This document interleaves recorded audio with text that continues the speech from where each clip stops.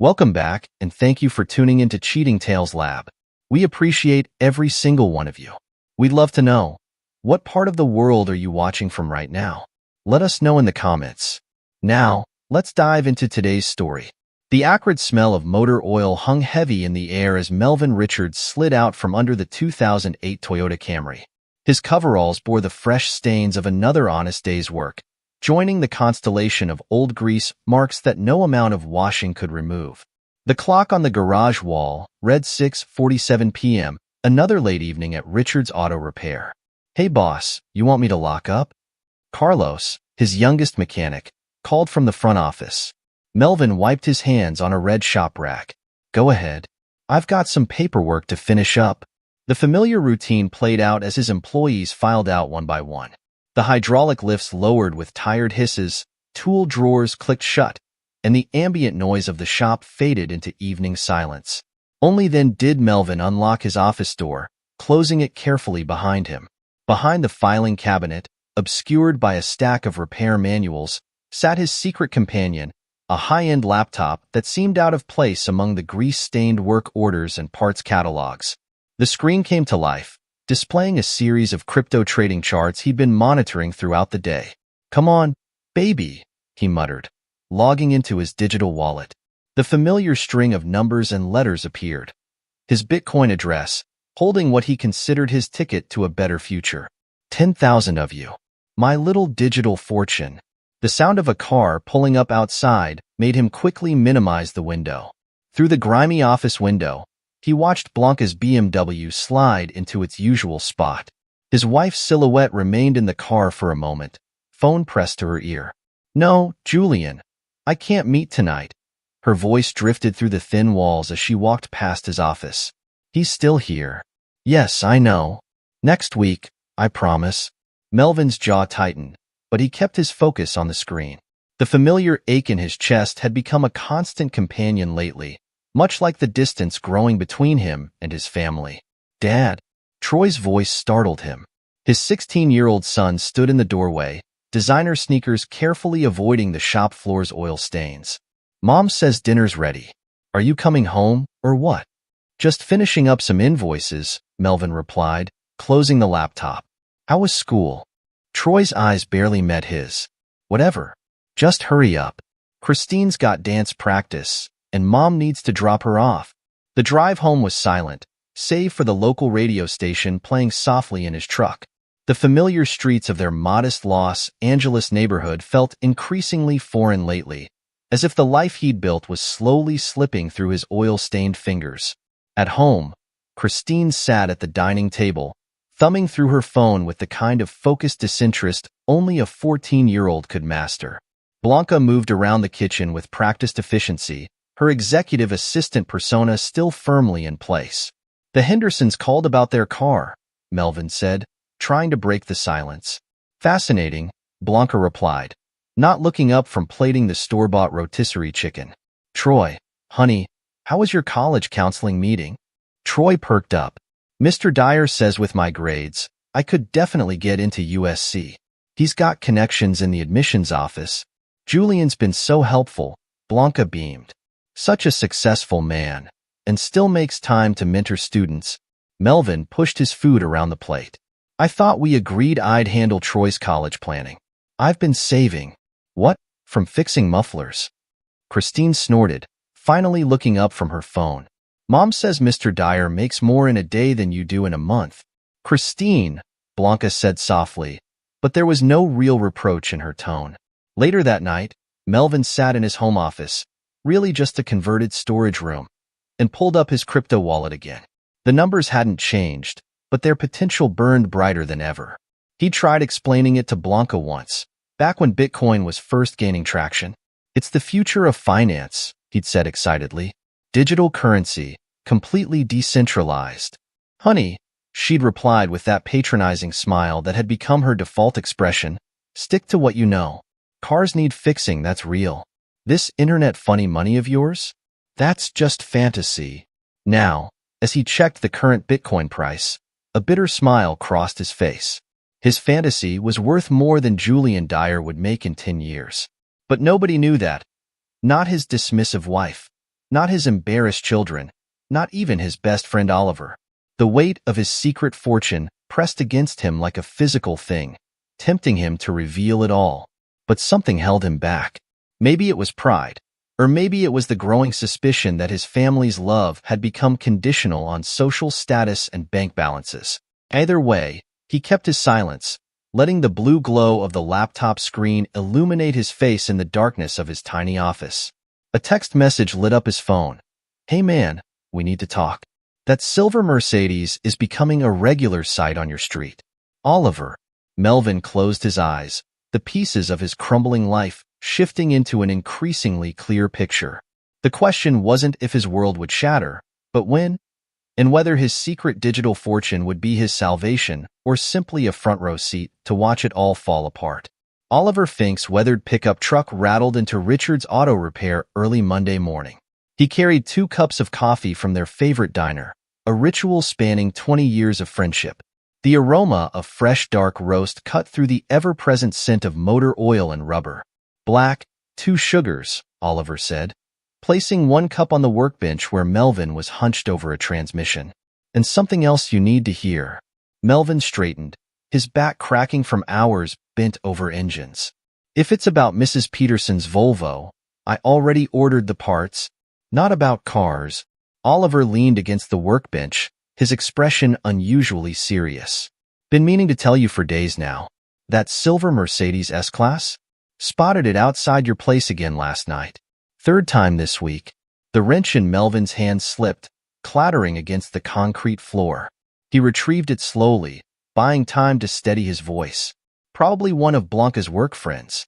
You know how she's been networking since the promotion." "At 11 p.m.? Oliver's eyebrows rose. He pulled out his phone, showing a photo of the car. "Mel, I've been in this business 30 years. That's a 2024 Mercedes-Benz S580, custom order. Only one like it in this part of LA. "How do you know that?" "Because it was in here last month. Guy needed an oil change. Wouldn't let anyone but me touch it." Oliver's voice softened. "Owner's name is Julian Dyer. Ring any bells?" Melvin's coffee cup froze halfway to his lips. The name hung in the air like exhaust fumes on a windless day. "Investment banker. Works at Bradford and Associates." "Yeah, real piece of work." Spent the whole time on his phone, talking about some deal worth millions. Oliver hesitated. Kept mentioning someone named Blanca. The fluorescent lights buzzed overhead as Melvin absorbed this confirmation of his growing suspicions. A memory surfaced from last week's parent-teacher conference at Troy's school. Julian Dyer had been there, ostensibly to discuss college recommendations. The way Blanca laughed at his jokes, touched his arm, stood close enough for their shoulders to brush. It all clicked into place. "Dad!"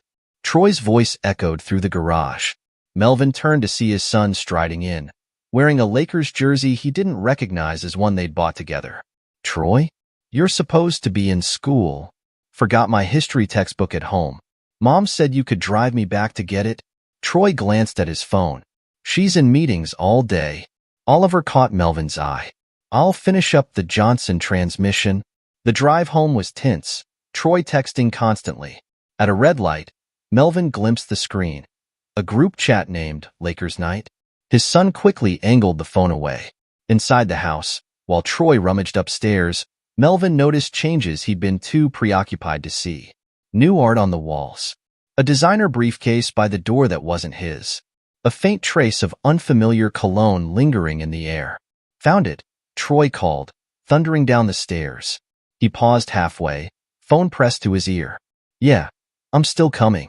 Mom says Mr. Dyer's getting courtside seats." "Dad?" "Nah, he's just giving me a ride." "He doesn't know." Melvin stood perfectly still, letting the whispered conversation wash over him. His son's voice dropped even lower. "Mom says she's working late again." "Yeah, the usual cover." "No, he's clueless. Palace tickets are like $1,000 each. He could never." "Seriously, Chris, Dad's such a—" The rest of the sentence was lost as Troy noticed his father standing there. An awkward silence filled the space between them. "Ready to go?" Melvin asked quietly. Back at the shop, Oliver was waiting. One look at Melvin's face told him everything. You remember that Bitcoin stuff you were into? Oliver asked suddenly. The digital money you tried explaining years ago? Melvin tensed. What about it? Just wondering if you ever did anything with it. Might be worth something now. For a moment, Melvin considered telling his oldest friend everything. About the 10,000 Bitcoin. About the fortune he'd kept secret. About the power he held but never wielded. Instead, he picked up his wrench and slid back under the waiting car. Nah, he said, his voice echoing off the undercarriage. Just internet funny money, right? The rest of the day passed in a blur of oil changes and brake jobs. Every phone notification made him flinch, wondering if it was Blanca with another transparent lie about working late. Every car that pulled into the lot had him checking if it was a silver Mercedes. At closing time, Oliver lingered. Want to grab a beer? Talk about. Can't. Melvin cut him off, already heading to his office. Got paperwork. But instead of invoices, he pulled up his crypto wallet. The familiar string of numbers offered cold comfort as he listened to his fellow mechanics leave for the day. In the darkening shop, surrounded by the tools of his common profession, Melvin Richards sat alone with his secret millions, wondering when exactly his family had decided that grease-stained hands weren't good enough to hold on to them. Sunday morning dawned with unusual quietness in the Richards household. Melvin sat at the kitchen table, his coffee untouched, watching dust motes dance in the slanted morning light. The familiar sounds of church preparations were absent. No rushed breakfast, no arguing about ties, no scramble for missing him books.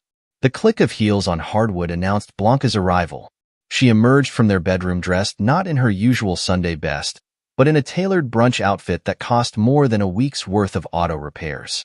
The kids and I need to talk to you, she announced, her voice carrying the practiced calm of someone who'd rehearsed this moment. Footsteps on the stairs revealed Troy and Christine, both dressed with the same polished affluence as their mother. They positioned themselves behind her like sentries, their faces masks of practiced indifference. I've been wondering when this conversation would happen, Melvin said quietly, noticing a thick envelope on the counter that hadn't been there last night. Legal documents, by the look of the letterhead peeking out. Let's not drag this out. Blanca placed the envelope between them. I want a divorce. The words landed with the weight of a dropped engine block, but Melvin's expression remained unchanged. I assume Julian helped prepare these papers? A flicker of surprise crossed Blanca's face. You knew? Silver Mercedes. Late-night meetings.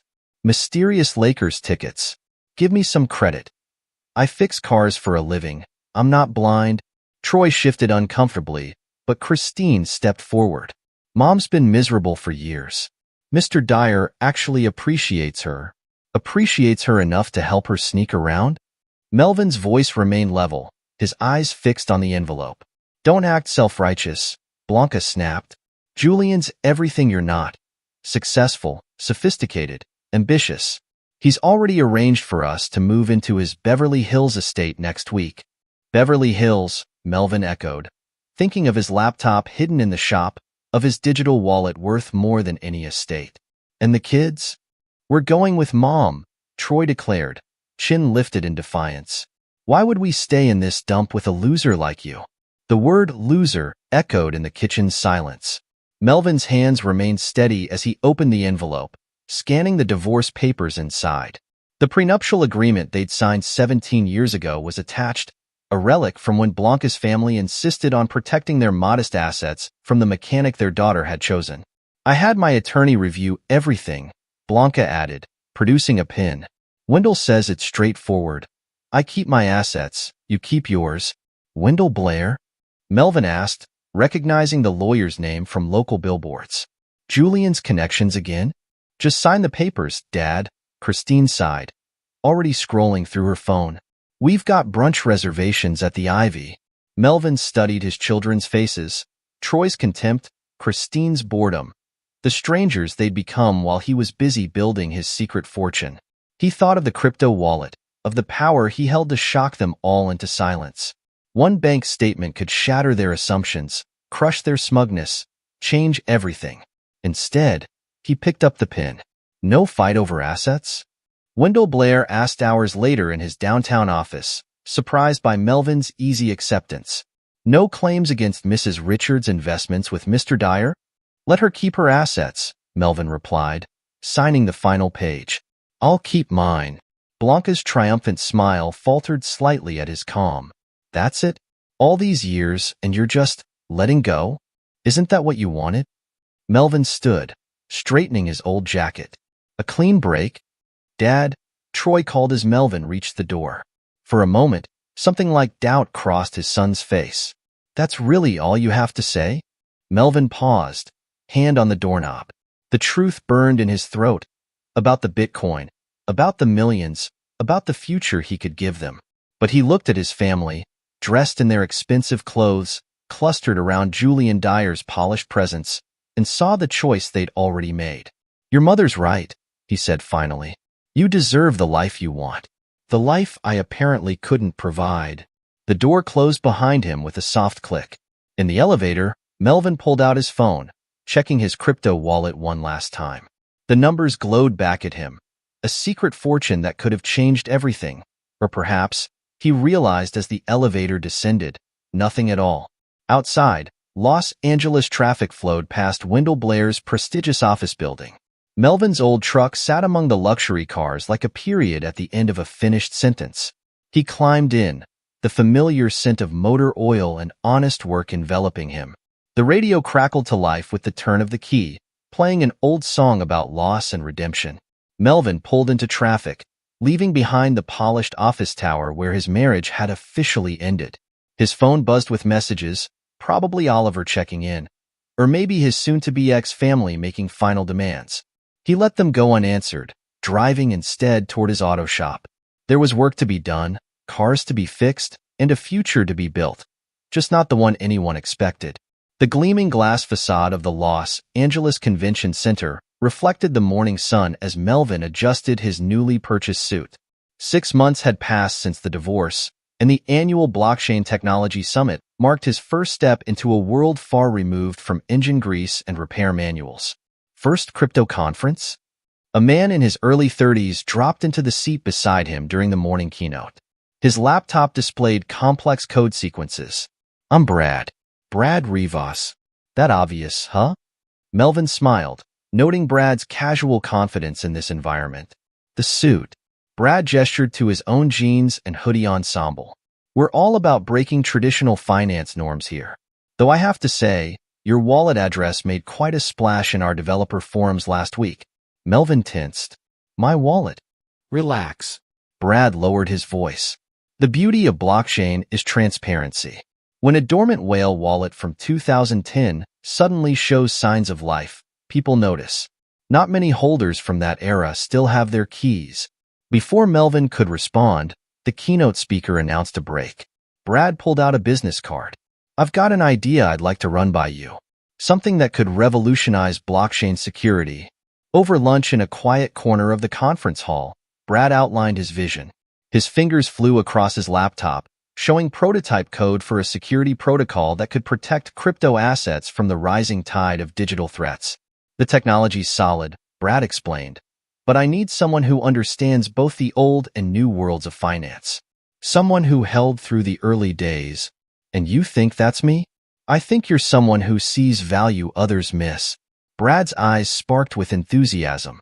Plus, my background check showed you own an auto repair shop. That tells me you understand systems, troubleshooting, and most importantly, you know how to build trust. The conference room had emptied, leaving them surrounded by abandoned coffee cups and program booklets. Melvin studied Brad's prototype, remembering nights spent learning blockchain technology while his family slept. Why me? There are bigger investors out there. Because you're not just an investor. Brad closed his laptop. You're a builder. I saw your transaction patterns, small, regular Bitcoin purchases over years. That shows patience, vision, and most importantly, you understand value isn't just about quick profits. A notification lit up Melvin's phone. A news alert about Julian Dyer's latest investment success. He silenced it without reading further. When can you start? Melvin asked. 3 months later, their blockchain security firm's office occupied the 10th floor of a downtown high-rise. Brad's team of developers worked alongside former cybersecurity experts, creating something unprecedented in the crypto space. Mr. Richards? His new assistant's voice came through the intercom. Iris Casey from Financial Dynamics magazine is here for your appointment. The journalist wasn't what Melvin expected. Instead of the aggressive reporter he'd anticipated, Iris Casey carried herself with quiet intensity, her notebook already open before she sat down. "Thank you for agreeing to meet," she began, "though I suspect you know why I'm here. Enlighten me." She placed a document on his desk, blockchain transaction records. "Your wallet holds one of the largest private Bitcoin fortunes in existence. Yet until 6 months ago, it sat untouched for years. Now you're launching a security firm that's attracting attention from major crypto exchanges. You've done your homework. The interesting part isn't the money." Iris leaned forward. "It's the timing. Right when most early Bitcoin holders were selling, you were quietly buying. Through market crashes, through the mining rewards halving, through every setback, you kept accumulating." Melvin studied her carefully. "What's your angle, Miss Casey?" "The truth." She met his gaze steadily. "The crypto world is full of overnight successes and spectacular failures. But you're neither. You're something far more interesting. Patient capital that finally decided to move." Brad knocked and entered, carrying fresh security protocol tests. He stopped short at seeing the journalist. "Sorry, I didn't realize." "No, stay," Iris said, her eyes lighting up at the sight of the code on his tablet. "I'd love to hear about the technical side." For the next hour, they talked. Brad explained their security innovations while Melvin shared his vision for making cryptocurrency safer and more accessible. Iris's questions were sharp, informed, showing a genuine understanding of blockchain technology. As the interview wound down, she asked one final question. "Why come out of the shadows now? Why not stay anonymous like Satoshi?" Melvin walked to his office window, looking out at the city where his old life felt increasingly distant. "Because sometimes staying hidden means staying small. I'm done with that." After she left, Brad lingered. "You sure about this? Once her article runs, everything changes. Everything already has." Melvin turned back to his desk, where a framed photo once showed his family. Now it displayed the Bitcoin white paper. Time to build something new. His phone buzzed. Another news alert about the Dyer's social appearances. This time, he didn't just silence it. He deleted the alert entirely, focusing instead on the security protocol specifications Brad had brought. In the distance, barely visible, stood his auto repair shop, a reminder of where he'd started. But up here, surrounded by the hum of servers and the endless possibilities of blockchain technology, Melvin Richards was finally building the future he'd always seen coming. 5 years had transformed the 10th floor into a testament of digital success. Melvin's blockchain security firm now occupied the entire building, its logo glowing against the Los Angeles skyline. The auto repair shop remained below, though now it served as an innovation lab where Brad's team tested hardware security modules. "Mr. Richards?" His receptionist's voice carried urgency. "There's a Hope Daniel here. She doesn't have an appointment, but she says it's urgent." "About Julian Dyer?"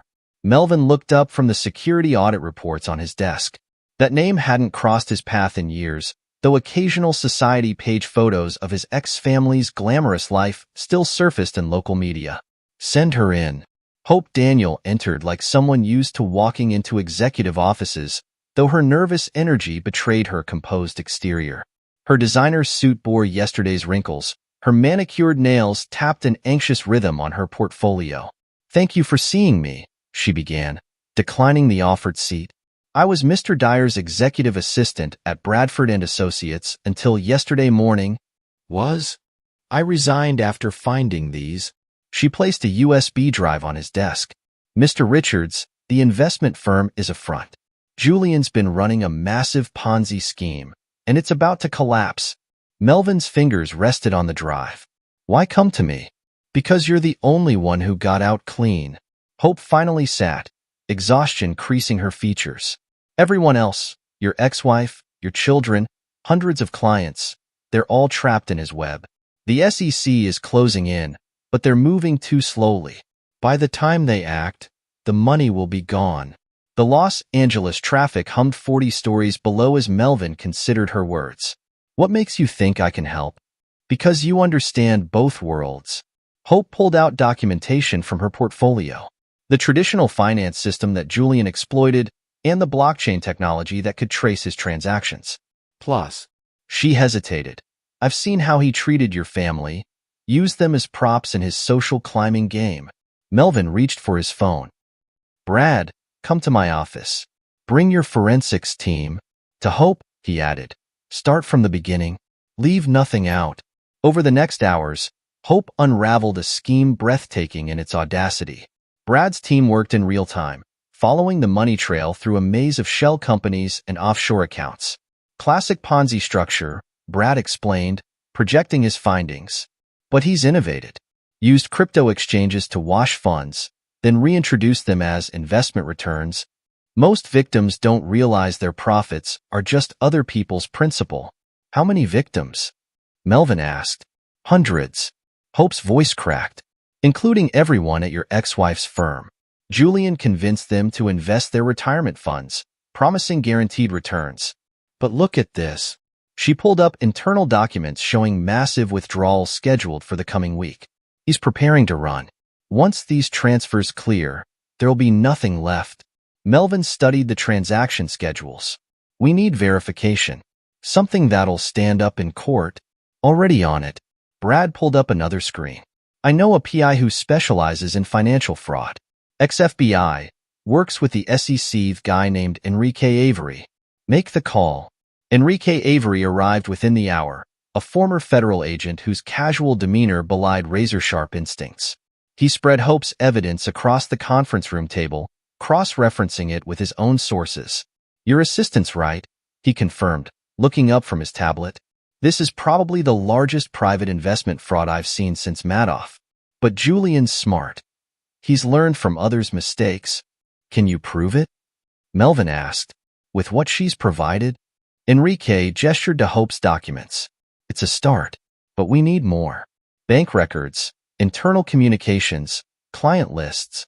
I have access to the firm's servers, Hope offered. But only until they process my resignation tomorrow morning. Brad cracked his knuckles. Give me 4 hours with those servers. I'll build a blockchain analysis tool to track every transaction. The night blurred into a frenzy of activity. Brad's team wrote code while Enrique's contacts at the SEC stood ready. Hope guided them through Bradford and Associates' digital infrastructure, her insider knowledge proving invaluable. Dawn broke over Los Angeles as the final pieces fell into place. Enrique spread the completed evidence portfolio across Melvin's desk. It's all here, he announced grimly. Wire transfers, fake account statements, the whole scheme. Julian's been paying old investors with new investors' money, skimming millions off the top. When this breaks, everyone loses everything, Hope finished. Including your children's college funds, Mr. Richards. Julian convinced Blanca to invest all their assets with him. Melvin stared at the city awakening below, remembering Troy's sneering dismissal years ago, Christine's contempt, Blanca's certainty that she'd chosen the better man. How long? He asked. Days, maybe hours, Enrique replied. Once those withdrawals start, Brad leaned forward. We could move faster than the SEC, use our blockchain tools to freeze his crypto assets before he can transfer them offshore. No. Melvin's voice was firm. We do this right. Everything documented, everything legal. He turned to Enrique. How quickly can you get this to your SEC contacts? I can have a team here by noon. Do it. Melvin looked at the evidence of Julian's fraud, the same documents that would shatter his ex-family's gilded life. They chose this path. Now they'll learn where it leads. As his team mobilized, Melvin moved to his private office. Through the window, he could see his old auto repair shop, where he'd first learned the value of honest work. The irony wasn't lost on him. The mechanic they dismissed as beneath them now held the evidence of their downfall. His phone lit up with a message from Iris Casey. Heard rumors about Bradford and Associates. Need to talk. Not yet, he typed back. But soon. Very soon. The headline exploded across every major financial news network. Breaking. Bradford and Associates CEO Julian Dyer arrested in massive investment fraud. Melvin watched from his penthouse office as the story unfolded on multiple screens, each channel racing to outdo the others with revelations of the scandal's scope. The SEC raided their offices an hour ago, Brad reported, tablet in hand. They're calling it the largest investment fraud case of the decade. Estimated losses over $2 billion. The news feeds showed Julian being led out in handcuffs, his perfectly tailored suit wrinkled from the early morning arrest. Behind him, FBI agents carried boxes of documents from Bradford and Associates headquarters. Mr. Richards. His assistant's voice came through the intercom. Hope Daniel is here with the latest updates from the SEC task force. Hope rushed in, her former professional polish replaced by focused intensity. They've frozen all assets connected to Bradford and Associates. The forensic accountants are already going through everything we provided. What about the clients? Melvin asked, though he already knew the answer. Total devastation. Hope pulled up the preliminary report on her tablet. Julian convinced most clients to consolidate all their investments with him. Some lost their entire life savings. The Beverly Hills estate.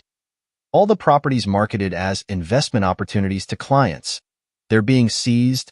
A different alert caught Melvin's attention. A local news broadcast showing familiar faces. Through the station's cameras, he watched his ex-family being escorted from the Beverly Hills mansion. Christine, now a high school senior, clutched her designer bags while Troy, home from his first semester at USC, argued with the federal agents. All their assets are frozen, Brad confirmed quietly. The investigators found Blanca's signature on several key investment documents. She'll be questioned, though it looks like she was another victim. The elevator chimed, announcing Iris Casey's arrival. The financial journalist who'd been following Melvin's rise in the crypto world now had an even bigger story breaking. I need your statement, she said without preamble, her recorder already running. You were Julian Dyer's connection to this world before he married your ex-wife. Did you see any signs of the fraud? No comment, Melvin replied, but gestured for her to stay. They had an understanding. She'd gotten exclusive access to his legitimate success story, and now she'd have the first detailed account of Julian's downfall. His phone buzzed with notifications. Social media exploded with updates from his children's accounts. Christine's Instagram story showed her tearfully packing her things. Troy's Twitter feed had gone from boasting about his privileged lifestyle to radio silence. The SEC wants to interview you, Hope mentioned, checking her messages. As Julian's former connection to the investment world, they need to establish your non-involvement. Schedule it, Melvin nodded. And get our legal team to prepare all documentation showing the complete separation of our assets since the divorce. Brad's team worked through the day, providing blockchain analysis that helped trace Julian's complex web of cryptocurrency transactions. Each revelation painted a picture of calculated deception spanning years. Look at this, Brad pointed to a transaction timeline.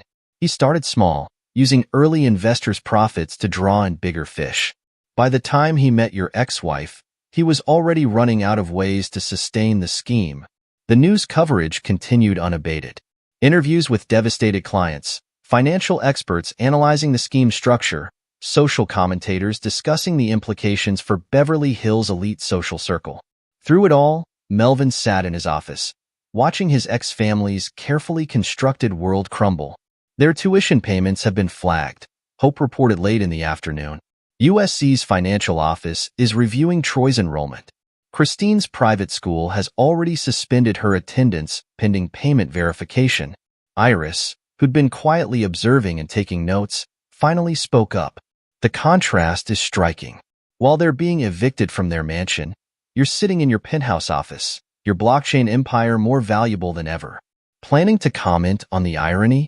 No, Melvin replied, turning to the wall of screens showing the ongoing coverage. The story isn't about me, but it was in a way. Every news report mentioned his connection, the ex-husband who'd chosen a different path, who'd built legitimate success while Julian constructed his house of cards. Sir, his assistant called through the intercom again. Your ex-wife's name is trending on social media.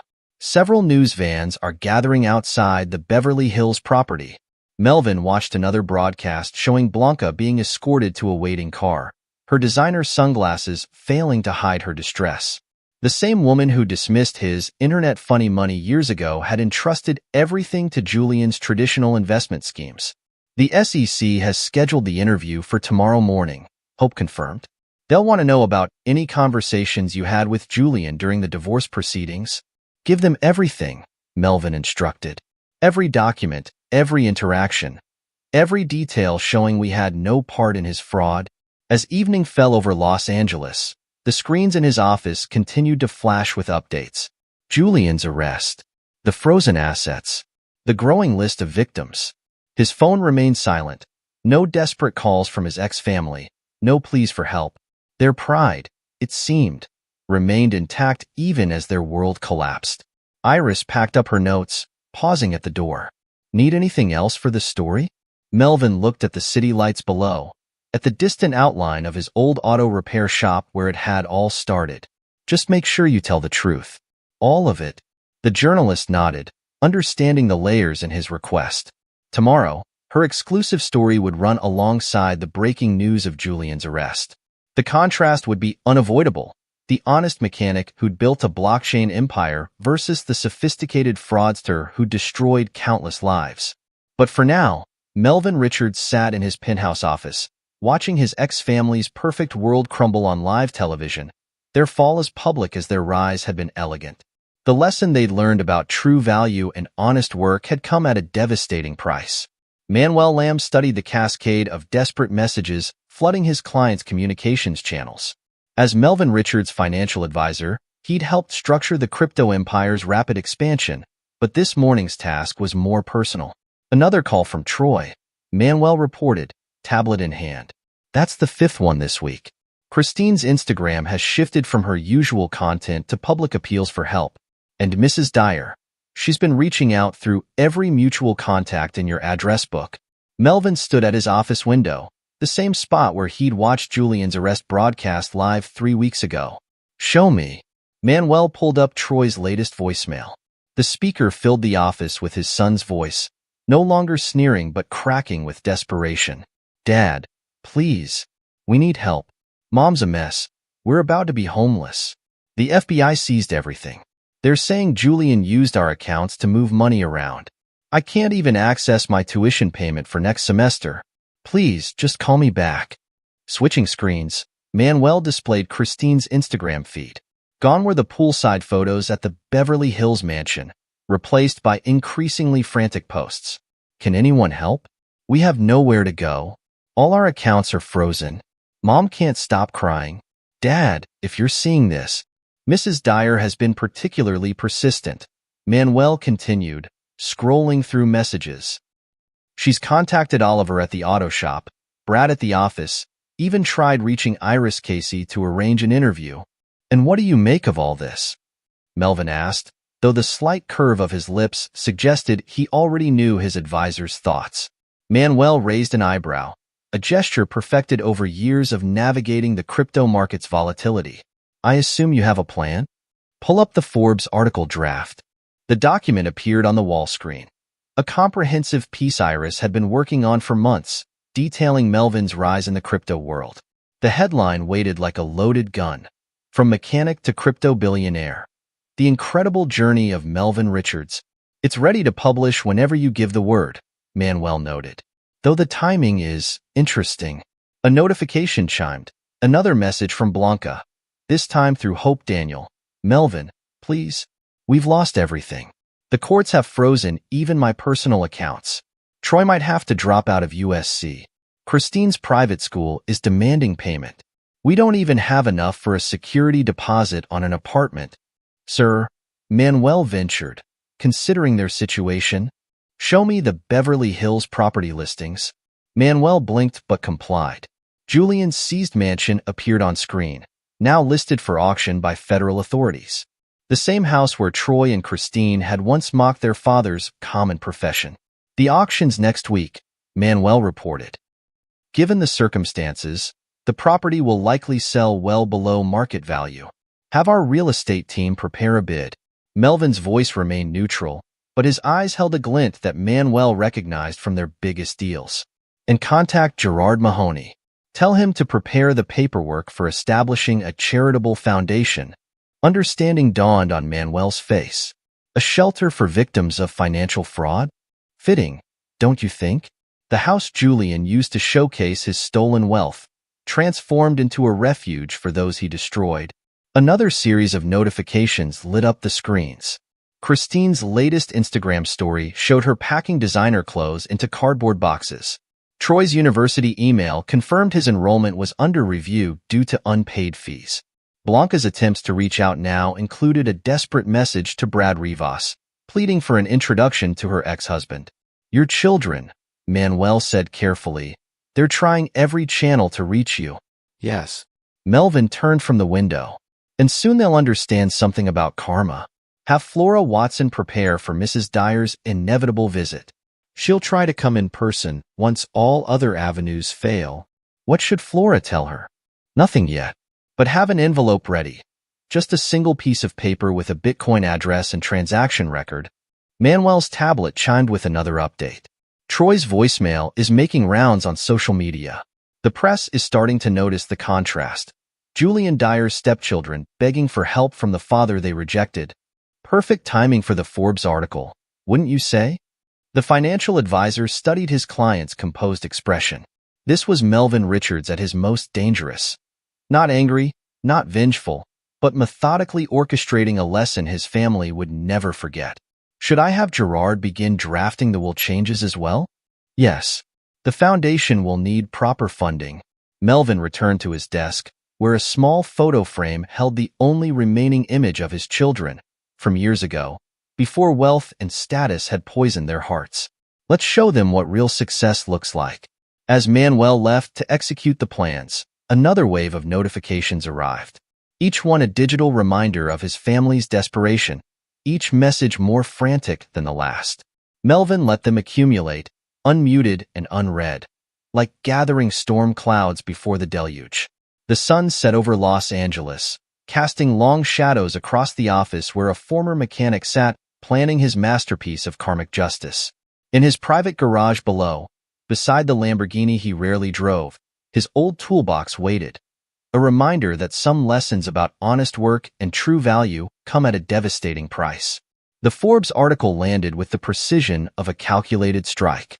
Flora Watson, Melvin's executive assistant, watched the digital metrics explode across her monitors as the story went viral. From mechanic to crypto billionaire, trended across every platform, the headline accompanied by a striking photo of Melvin in a bespoke suit, standing before his blockchain empire's headquarters. Mr. Richards, Flora's voice carried through the intercom. Mrs. Dyer is in the lobby. She's quite insistent. Through the security feed, Melvin watched his ex-wife pace the marble floors.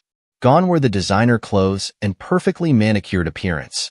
Blanca's haunted eyes darted between her phone, displaying the Forbes article, and the elevator that could take her to her ex-husband's office. Security standing by, Flora added. Should I have them escort her out?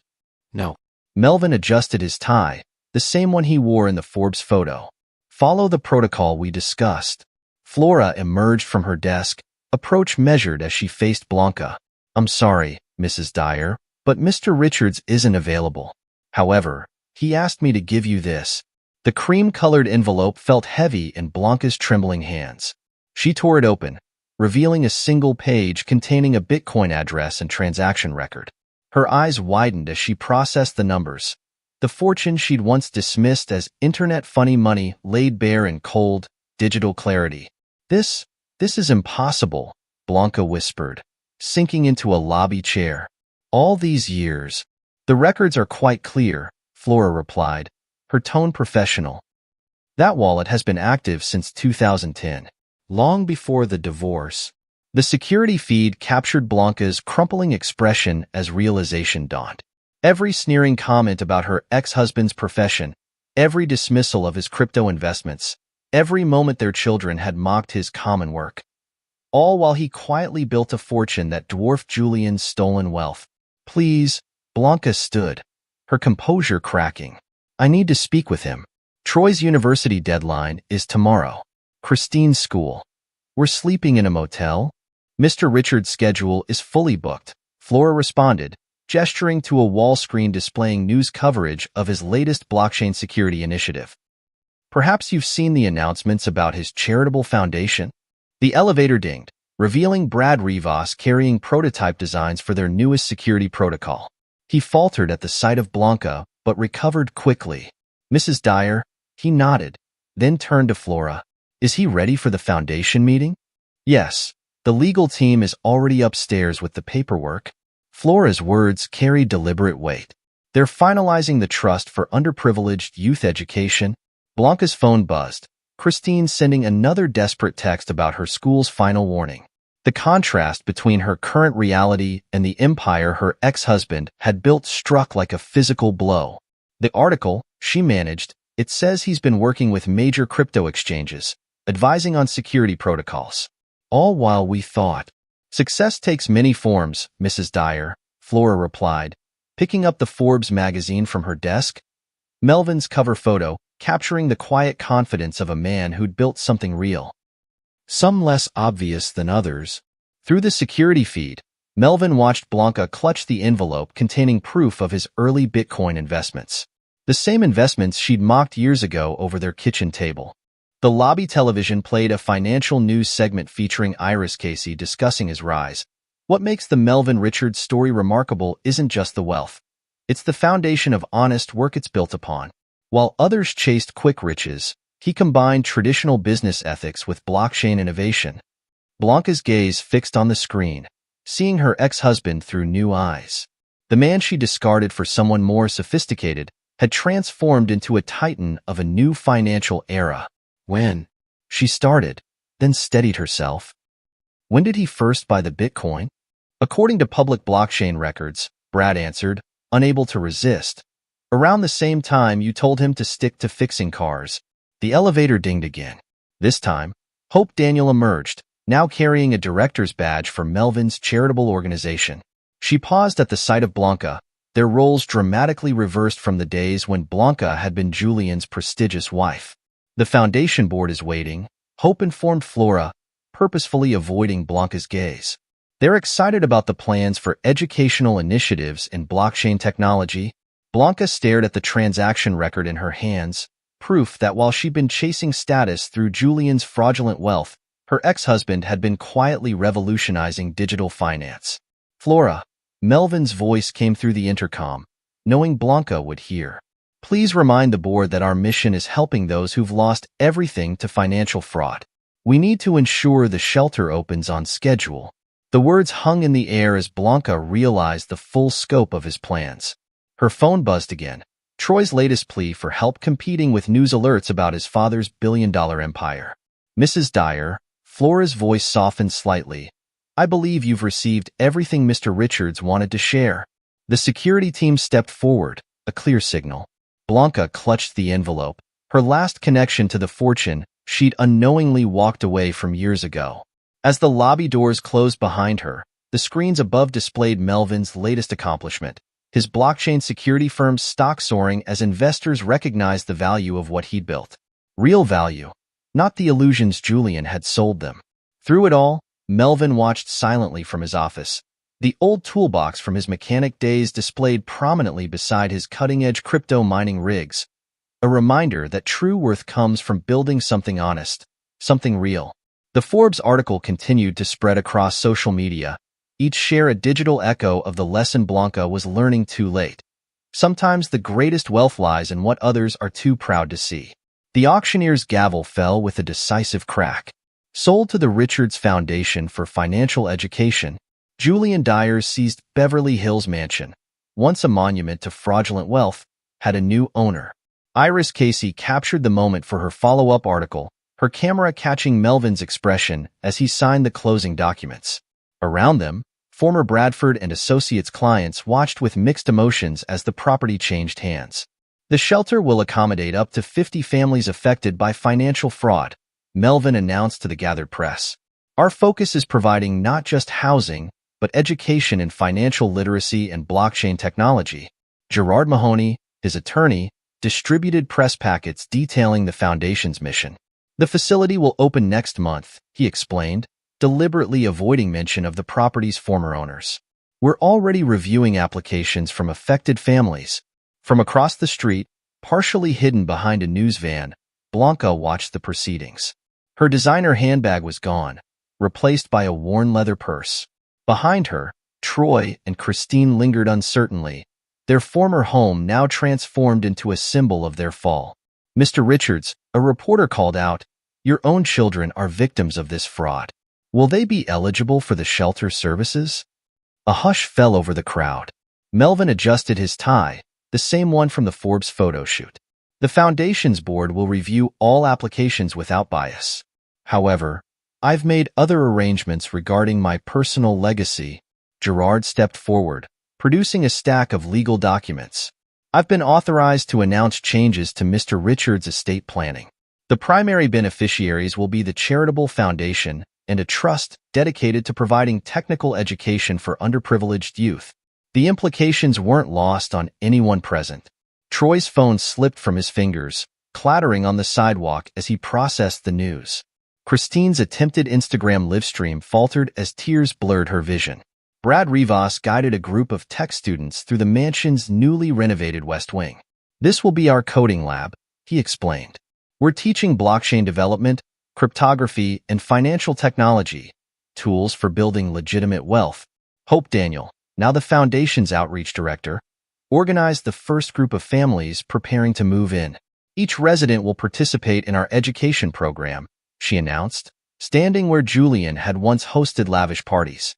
"We're turning a symbol of fraud into a beacon of hope." Iris Casey moved through the crowd, gathering quotes for her piece.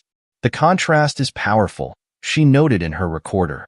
"A mechanic's honest work transformed into a crypto empire, now reaching back to help those destroyed by fraudulent finance." The renovation crews worked efficiently, replacing gaudy decorations with practical facilities.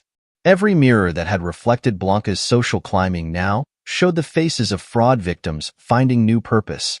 Each room where Troy and Christine had flaunted their privilege became a classroom for underprivileged students learning digital finance. "Your documentary crew is ready," Flora Watson informed Melvin, gesturing toward the camera team setting up in the mansion's former ballroom. Melvin nodded, straightening his jacket. The cameras rolled as he delivered his message.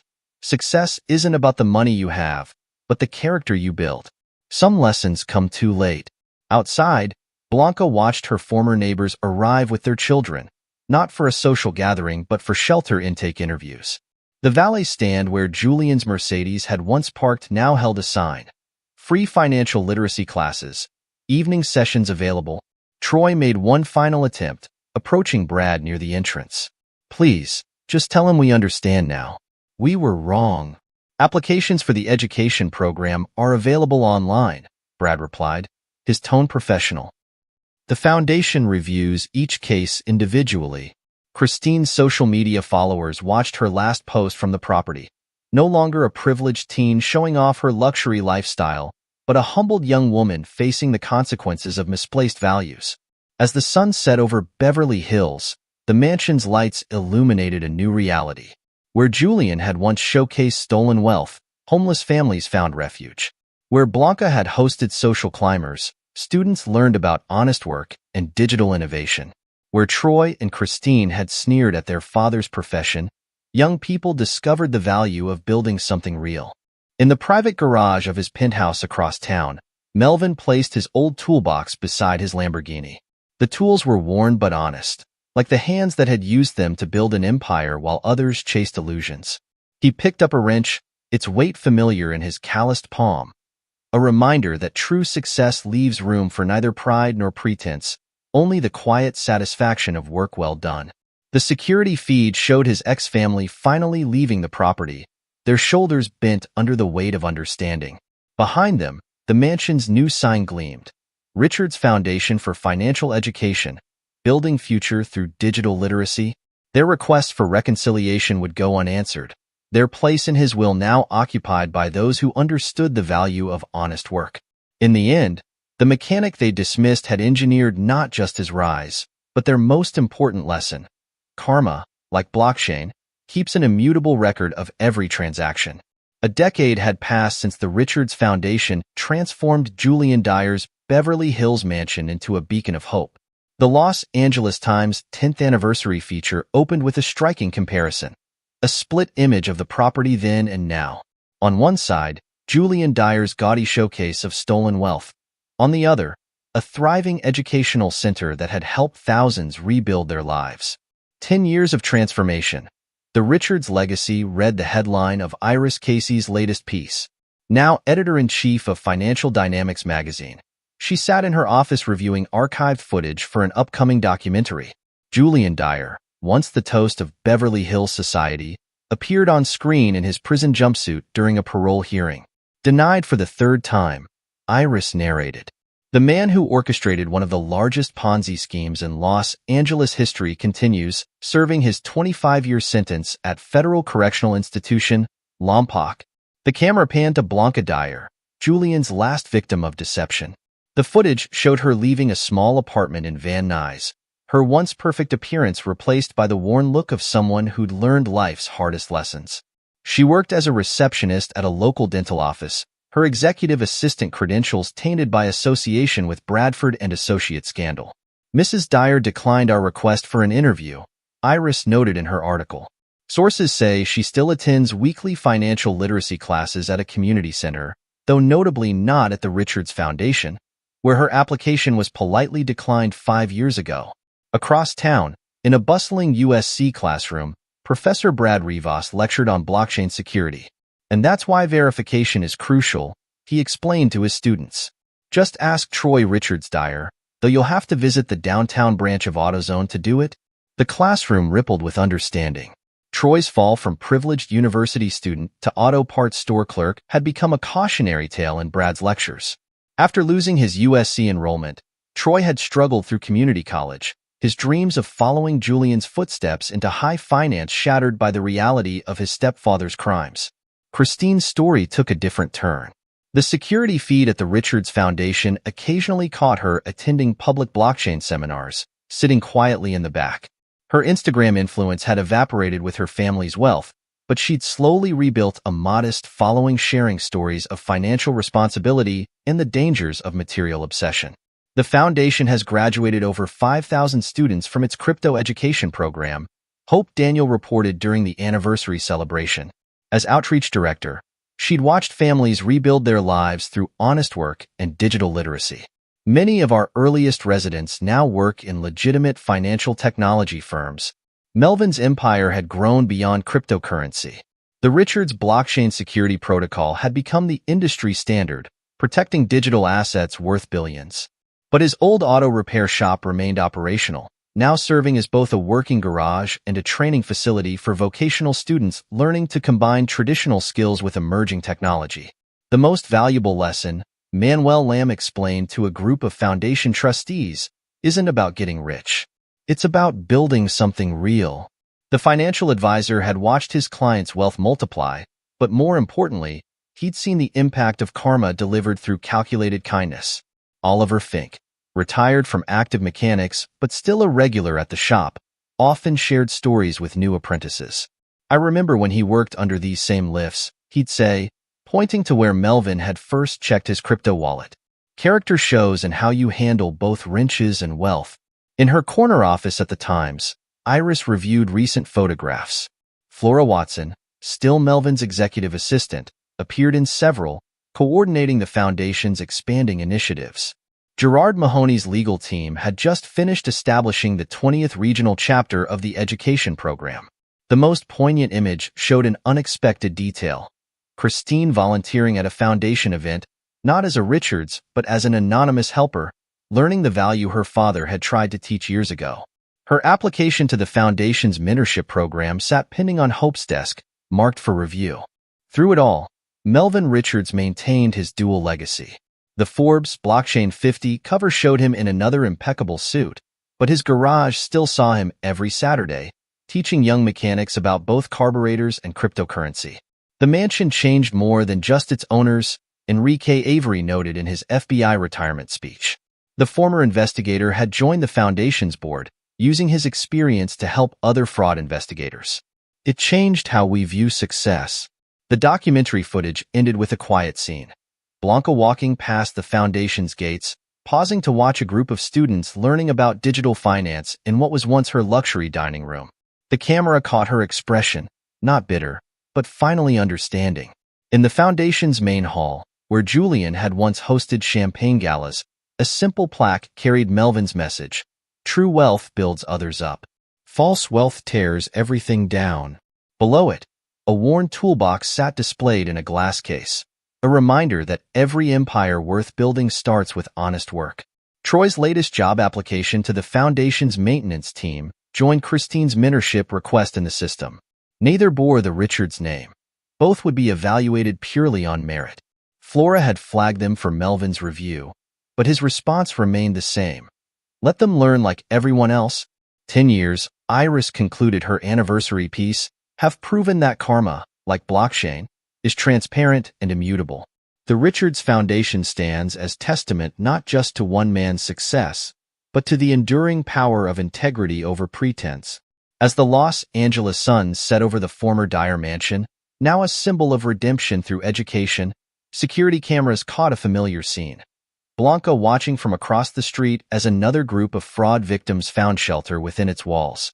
Her designer bags were long gone, replaced by a simple purse containing brochures from various financial literacy programs. In his penthouse office, Melvin reviewed the Foundation's latest impact report.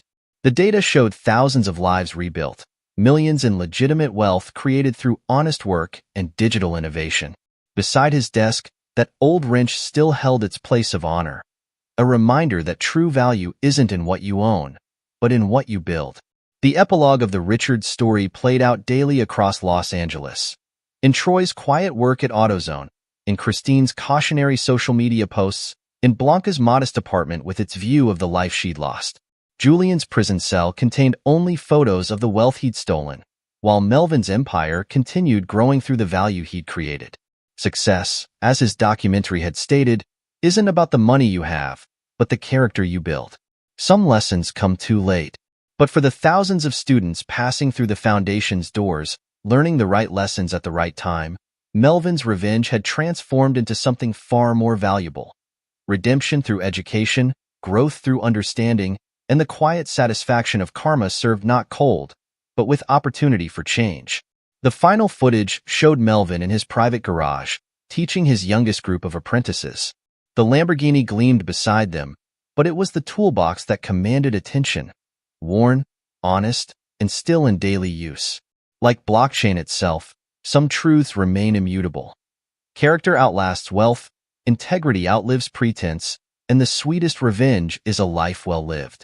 This is where our story comes to an end. Share your thoughts in the comments section. Thanks for your time. If you enjoy this story, please subscribe to this channel. Click on the video you see on the screen, and I will see you there.